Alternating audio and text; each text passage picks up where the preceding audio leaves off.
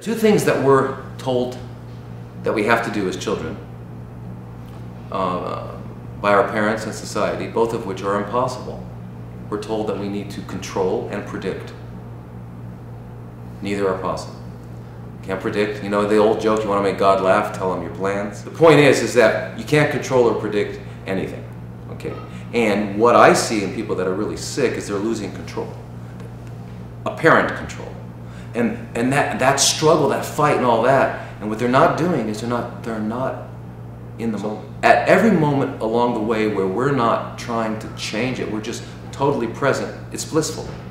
Okay, so the present is bliss. Suppose your family had a ritual where every year the whole family got together and there was a big party and picnic and games and food, and it's a family event.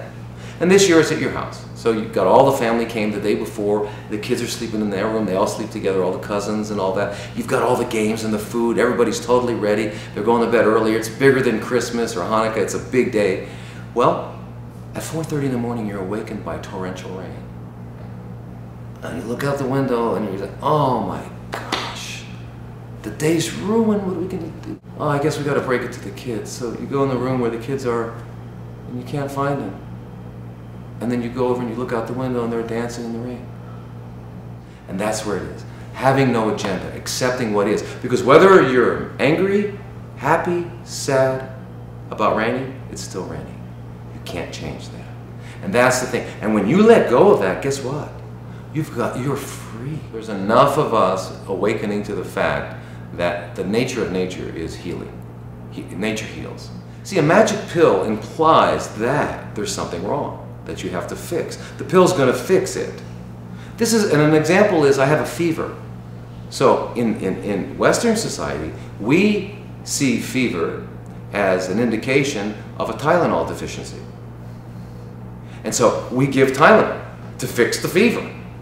Now, if we knew that our immune system functions best at 103.5, we'd say, oh, hey, I got a fever. Now the lizard and the snake who don't know that, I mean, who are not warm-blooded, they crawl onto a hot rock and bake in the sun out of instinct to get their white blood cells functioning better. What we need to understand is that the body is divinely driven, it's divinely crafted. You talk about fashionable stuff, this is very fashionable. It's got the signature of God on it. So it's very fashionable, it works really well, and all it needs to do, it's got certain requirements.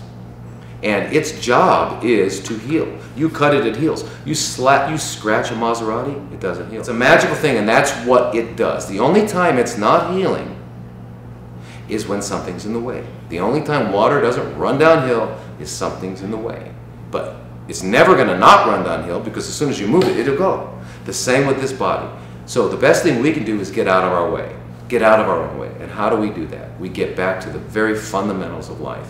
And the very fundamentals of life are, we're human, we're earthlings, the earth is producing our food, it's giving us air, it's giving us gravity, all these things we need to sleep. If you just get back to the very basics of being an earthling, you will heal, because that's what you were designed to do. So, to take a pill means I don't understand that there's nothing wrong. If I have high blood pressure, if I have cancer, if I have heart disease, that's my body keeping me alive. Without those things, without those processes going on, the blood, for example, in high blood pressure, the blood wouldn't get through. My organs wouldn't get enough oxygen and I would die. So if we understand that, then what we need to do is say, okay, somehow I've gotten in the way of my own ability to heal.